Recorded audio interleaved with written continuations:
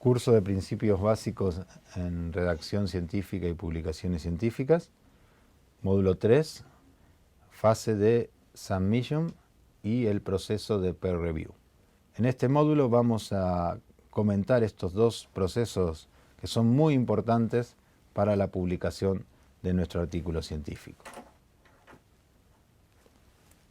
El proceso de Submission, que utilizo la palabra Submission en inglés porque es más conocida por todos, no es más que presentar el artículo a la revista elegida.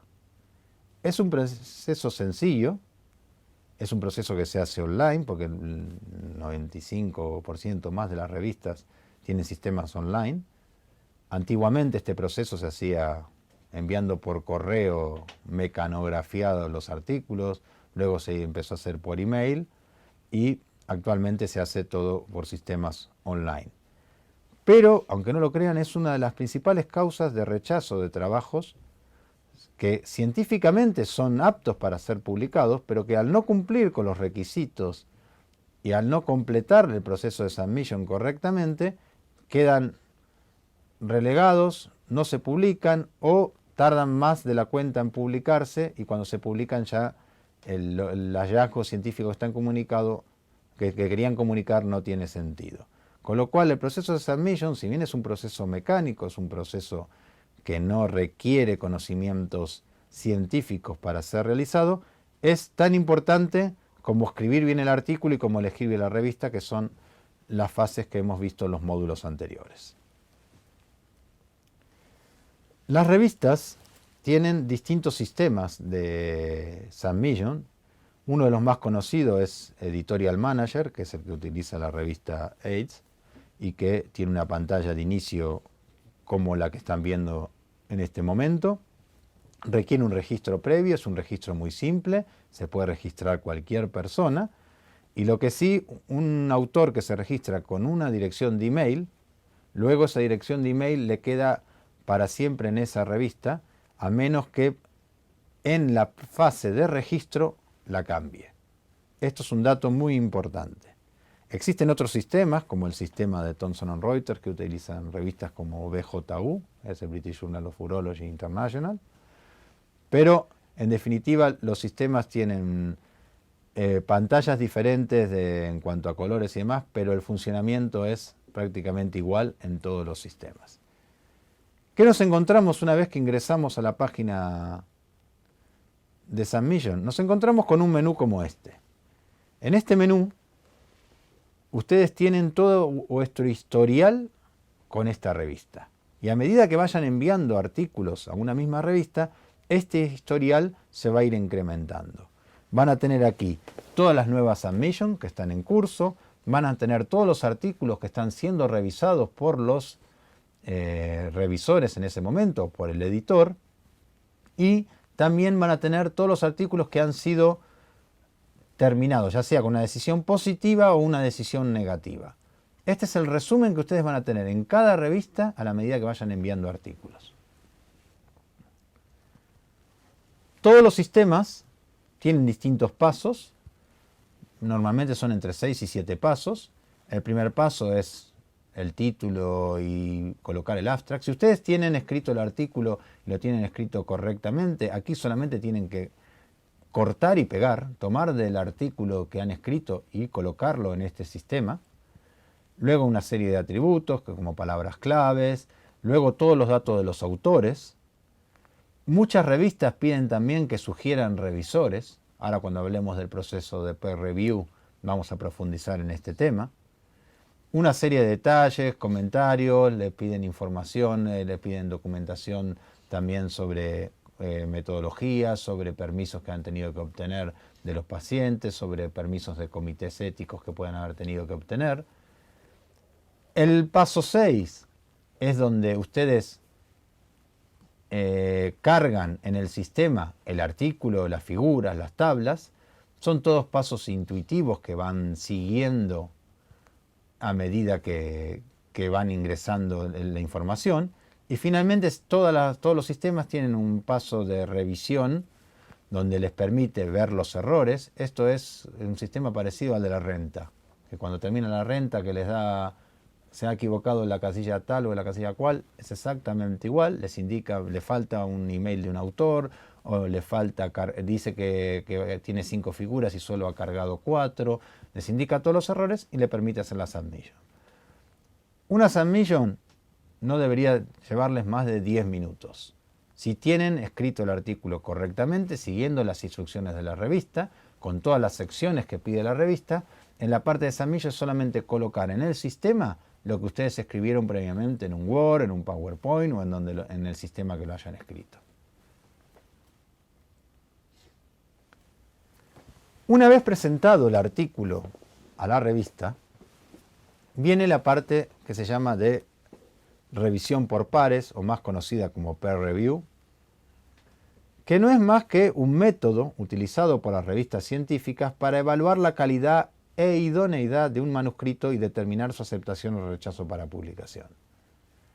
Digo calidad y digo idoneidad no casualmente, porque la calidad de un artículo no deja de ser un factor subjetivo, que en este caso pares vuestros lo van a determinar junto con el editor, pero la idoneidad significa que es idóneo para la revista elegida, no que es idóneo el artículo en sí mismo. Puede no ser idóneo para la revista elegida, pero puede ser idóneo para otra revista. Por lo tanto, en el proceso de peer review, y de acuerdo a esta definición, se evalúa la calidad del artículo y la idoneidad de un manuscrito para la revista elegida. El método de peer review consiste en que revisores independientes evalúen los artículos y recomienden, insisto, recomienden su aceptación, su rechazo o su modificación. Los revisores deben analizar tanto el rigor metodológico como la validez de las ideas expresadas, si son ciertas, si los resultados son aplicables a la práctica clínica y si tienen algún tipo de impacto en el conocimiento científico general. Pero, como dije antes, los revisores recomiendan su aceptación, su rechazo o su modificación. La última palabra y la decisión es del editor. Los revisores pueden recomendar aceptar un artículo y el editor puede decidir rechazarlo, o viceversa. La última palabra siempre es del editor. Los revisores solamente recomiendan. Hay básicamente dos tipos de peer review. La más conocida, la más común, es la que se llama enmascarada, donde los revisores son anónimos y los manuscritos que revisa también lo son. Es decir, los manuscritos que le llegan no dicen de quiénes son los autores. Por eso en muchas revistas les piden revisores, pero esos revisores no necesariamente van a analizar vuestro artículo, sino que las revistas los piden para armar su base de datos de revisores e intercambiarlos con otros artículos. Algunas revistas, sobre todo las más prestigiosas, tienen el sistema de revisión abierta. Cuando digo las más prestigiosas digo las más conocidas, como The Lancet o el New England Journal of Medicine, tienen el sistema de revisión abierta no para todos los artículos, sino que el editor determina que para determinados artículos pide la opinión de líderes de opinión en esa materia y tanto los que lo revisan como el autor saben quién es quién. Esto es un sistema que se utiliza para determinados artículos y por determinadas revistas. El más común es la enmascarada. El sistema, el proceso de peer review debe ser objetivo, debe ser fiable, es decir, tiene que haber consistencia en los juicios emitidos. Un revisor no puede decir, este artículo recomiendo rechazarlo porque sí o porque no me gusta. Debe tener consistencia, debe argumentar. Debe ser válido, es decir, el método tiene que tener relación, tiene que tener la capacidad para diferenciar buenos trabajos de malos trabajos. Y debe ser coherente. La decisión del revisor también tiene que tener en cuenta la revista y la línea editorial de la revista para la cual está trabajando, porque eso sí lo sabe. No sabe quién escribió el artículo, pero sí sabe para qué revista se está postulando. Por lo tanto, debe tener en cuenta la línea editorial de la revista, tanto para aceptar como para rechazar. El revisor debe leerse las instrucciones de la revista y conocer en profundidad las instrucciones de la revista. ¿Cuáles son las posibles respuestas después de un proceso de peer review? un rechazo sin comentarios. Esta es la peor de las respuestas. Es cuando nos dicen, muchas gracias, su artículo puede estar muy bien, pero no está en línea con la línea editorial de la revista. No nos dicen nada, no nos permiten mejorar nuestro artículo y nos están rechazando. Un rechazo con comentarios, que no es algo positivo, pero por lo menos nos dicen por qué nos lo rechazan desde el punto de vista científico y del contenido del artículo, cosa que nos va a permitir mejorar ese artículo para presentarlo a otra revista. Posible aceptación con modificaciones importantes. Aquí ya el autor decide si esas modificaciones importantes vale la pena, no solo en cuanto a trabajo, sino en cuanto al objetivo que quería comunicar, pero pues le dan la oportunidad de representar el artículo a la misma revista. Posible aceptación con modificaciones menores. Esta es una de las respuestas más positivas, y solo haciendo modificaciones menores me lo aceptarán. Y aceptación sin ningún tipo de comentarios. Esto no es muy común. En mi vida profesional he participado en la publicación de más de 600 artículos y aceptación sin comentarios me ha pasado 2 o 3 veces, no más, con lo cual no es muy común, pero puede ocurrir. El proceso entonces es, el autor envía el artículo a la revista mediante el proceso de submission que vimos anteriormente. La revista hace un análisis previo de los aspectos formales. Este análisis previo o se hace por el sistema, es decir, si ustedes hicieron un abstract de 252 palabras y la revista acepta abstracts hasta 250, se los rechaza automáticamente el sistema, o incluso a veces hay asistentes editoriales que analizan los aspectos formales. Aquí, por ejemplo, se analiza el tema plagio, se le pasa el software de plagio, se analiza si cumplieron con las secciones que exige la revista, se analiza el tamaño del abstract, la cantidad de referencias, la cantidad de figuras, la cantidad de tablas. Todos estos aspectos formales que producen rechazo y producen que vuelva el artículo al autor y que se pueden evitar, como dije ya muchas veces, leyendo correctamente las instrucciones de la revista y siguiendo sus pasos. El análisis previo de aspectos formales debería ser siempre aceptación si hemos hecho bien el proceso anterior.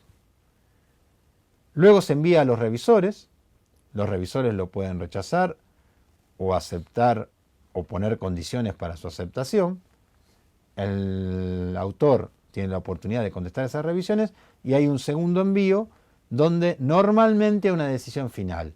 Puede haber pedido de nuevas explicaciones, puede haber un tercer, un cuarto y hasta un quinto envío, pero lo más normal es que luego del segundo envío el editor tome una decisión final. Puede ser aceptación o puede ser rechazo, pero esa decisión final normalmente se toma con el segundo envío. ¿Qué características tienen los revisores?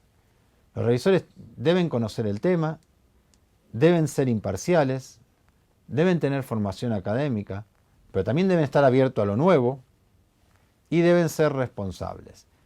¿Por qué menciono estas características? Porque en realidad ustedes me dirían, pero si los revisores lo dice la revista, porque insisto, muchas revistas piden que sugieran revisores para incorporarlos a su base de datos. Entonces les pido que cuando sugieran revisores tengan en cuenta estas 5 características y no sugieran a vuestro amigo o vuestro colega de turno.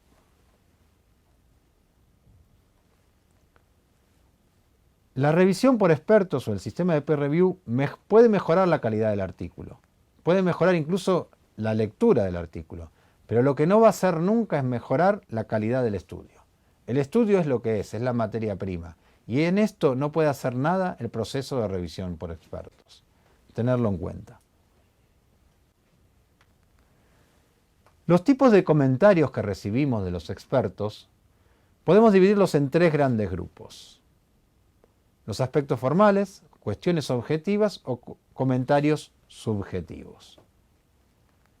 Los aspectos formales se pueden referir al tipo de artículo, por ejemplo, decir esta revista no acepta revisiones, comentario sobre un aspecto formal en cuanto al tipo de artículo, sobre la longitud o la presencia de secciones, sobre errores frecuentes en la estructura de las secciones, lo que vimos en la parte de redacción, sobre cantidad de tablas y gráficas, sobre formato o cantidad de referencias, o incluso que falte alguna sección específica requerida por la revista. Por ejemplo, hay revistas que piden puntos claves y pueden faltar por no haber leído correctamente las instrucciones de la revista. Esto es lo que se refiere a comentarios formales de peer review. Un comentario formal también es sobre el tema del idioma. Como dije antes, el idioma en inglés debe ser un inglés nativo y se aconseja pedir ayuda para poder pulir el idioma una vez que tengan el artículo escrito. También puede haber comentarios sobre cuestiones objetivas, como faltan datos sobre la metodología, como que los resultados no están completos, como que se requieren análisis adicionales, como que se solicitan nuevas referencias actuales, ahora voy a poner un ejemplo concreto sobre esto, o que las conclusiones están bien argumentadas. Estos son comentarios objetivos. Pero también puede haber comentarios subjetivos, como que el revisor no está de acuerdo con las conclusiones, pero es una opinión de él, o que considera que el artículo no aporta nada nuevo, o que pide análisis que no tienen nada que ver con el objetivo del estudio. Estos son comentarios subjetivos. Ahora vamos a ver ejemplos de cada una de estas partes y cómo deberían contestarse. Las preguntas y las respuestas están en inglés porque son ejemplos reales de respuestas reales a preguntas de revisores.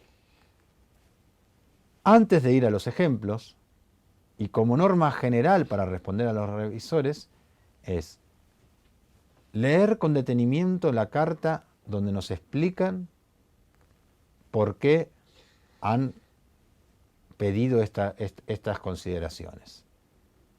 Leer bien las instrucciones, leer el tema de plazos, leer todos los detalles en cuanto a las correcciones que hay que hacer, analizar si debo hacer nuevos estudios, si debo consultar con otros expertos, también analizar si me merece la pena hacer todo esto, y recordar siempre que la versión revisada puede volver a los mismos revisores, puede volver a otros revisores o puede decidir el editor. No sabemos qué va a hacer el editor. Por lo tanto, tener en cuenta que si vuelve a los mismos revisores, debo ser correcto en cuanto a las respuestas. Y si va a distintos revisores, debo tener en cuenta que pueden tener una opinión diferente. Y muy importante que todos los autores participen en el proceso de revisión y de respuesta a referees. El tema de los tiempos también es importante. Si no van a llegar con los tiempos, solicitar una extensión del plazo. Argumentar todas las respuestas. Ser claros en cuanto a cómo se responde al revisor. Marcar claramente en el texto del artículo todos aquellos aspectos que han sido modificados para que el revisor y el editor puedan saber qué es lo que se ha modificado.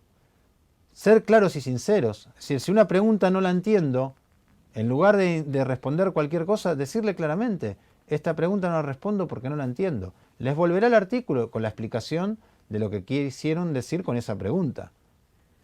Y cuidado que puede ir al mismo revisor o a diferente revisor, entonces tenerlo en cuenta en cuanto a las formas para responder. ¿Cómo responder a aspectos formales? Fundamental leer las instrucciones de la revista. Si leemos bien las instrucciones de la revista, nos ahorramos que nos comenten sobre aspectos formales. Aplicar los cambios en forma clara y precisa. Siempre pedir disculpas, siempre ser muy correcto, muy lo que se dice en inglés, muy polite para responder a los revisores. Y si evitamos los errores frecuentes, los aspectos formales se van a minimizar. Aquí tenemos un ejemplo. Este es un error común en el tema de resultados, donde se repiten lo que se dice en el texto, lo que dicen las figuras. Aquí lo ha marcado el revisor y hubo que corregirlo.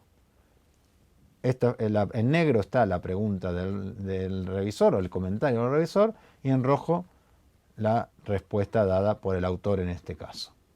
Si evitamos los errores frecuentes, este comentario del revisor nunca hubiera llegado. En cuanto a las cuestiones objetivas, debo primero analizar si se necesitan análisis adicionales.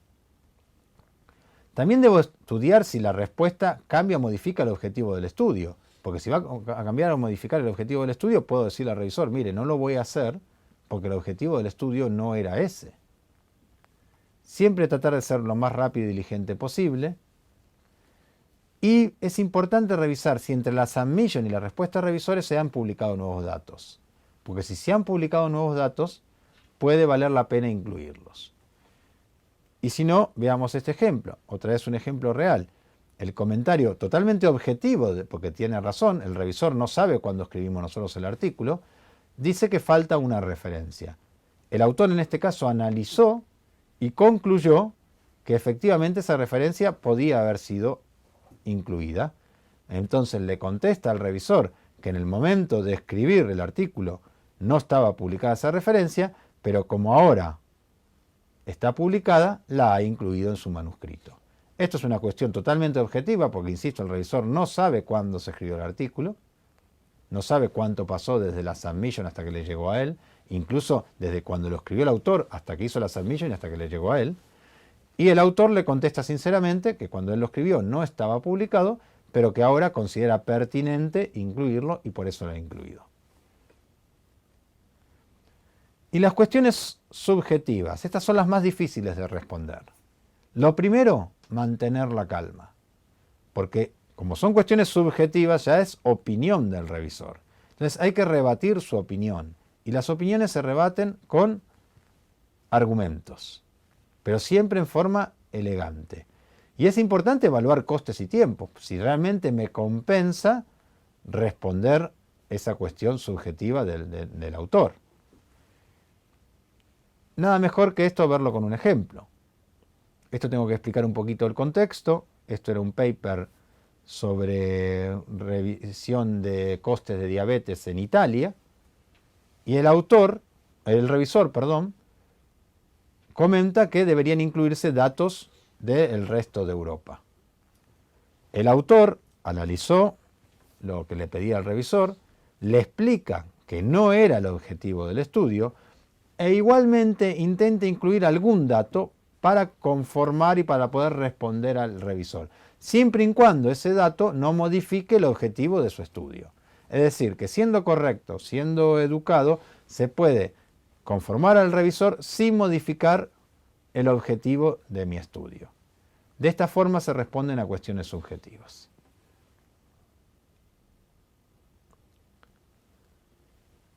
Un derecho de los autores es la carta de apelación.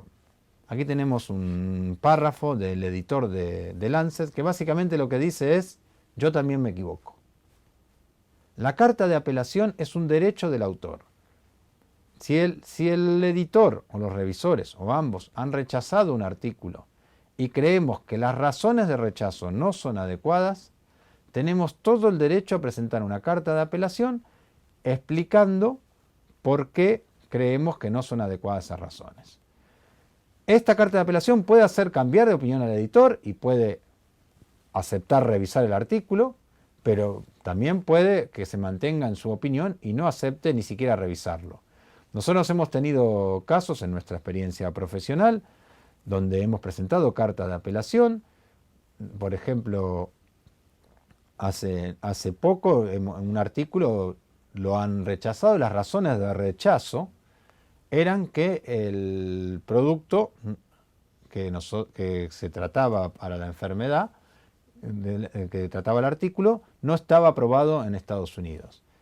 La respuesta, la carta de apelación, lo que dijo es que si bien la revista que habíamos elegido era de origen americano, su mayor distribución estaba en Europa y por eso habíamos elegido esa revista. La mayor cantidad de suscriptores estaban en Europa y en Europa el producto sí estaba aceptado. El editor, analizando estas razones, admitió a trámite el artículo, lo mandó a revisores y luego el artículo fue rechazado por las opiniones de los revisores, pero no por la razón que esgrimía en principio el editor, que era que el producto no estaba aceptado en Estados Unidos. Esto se hizo mediante una carta de apelación. La carta de apelación es un derecho de los autores y que deben ejercer siempre que crean que tienen razón. Y deben justificar el por qué escribir esa carta de apelación. Con esto terminamos el módulo 3. Muchas gracias. A continuación se muestra un listado de referencias bibliográficas de interés.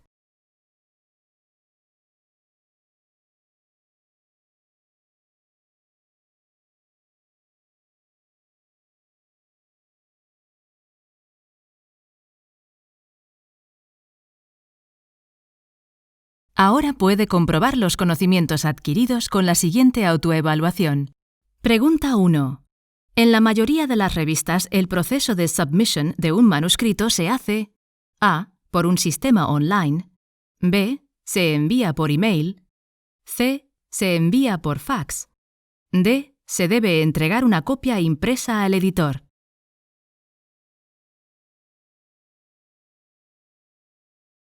La respuesta correcta es la opción A, por un sistema online. Pregunta 2. El proceso peer review es a. Un comité de expertos que analiza el artículo, b. Un sistema de arbitraje para evaluar artículos científicos, c. Un grupo de estadísticos que analiza los cálculos realizados para una investigación, d. Un grupo de pacientes que analizan la información de un artículo científico.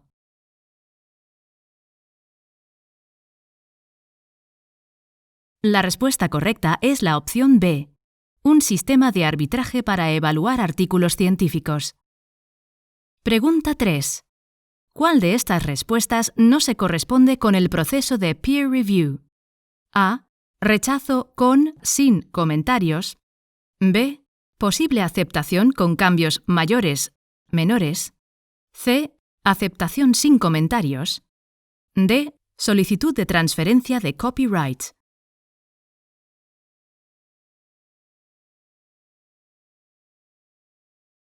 La respuesta correcta es la opción D, solicitud de transferencia de copyright. Pregunta 4. ¿Cuál de estos comentarios de los referees no es subjetivo? A. No está de acuerdo con las conclusiones. B. Actualizar referencias. C. Considera que no aporta nada nuevo. D. Pide análisis fuera del objetivo y alcance del estudio.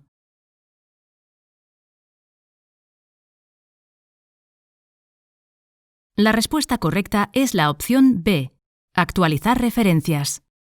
Pregunta 5. La carta de apelación es a. Un derecho del autor, b. Un recurso habitual para lograr publicar artículos con argumentos científicos débiles, c. Una obligación del autor, d. Una pérdida de tiempo.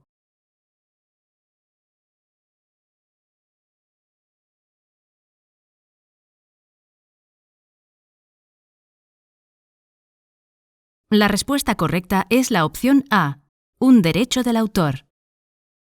Para cualquier duda o pedido, consulte la siguiente información.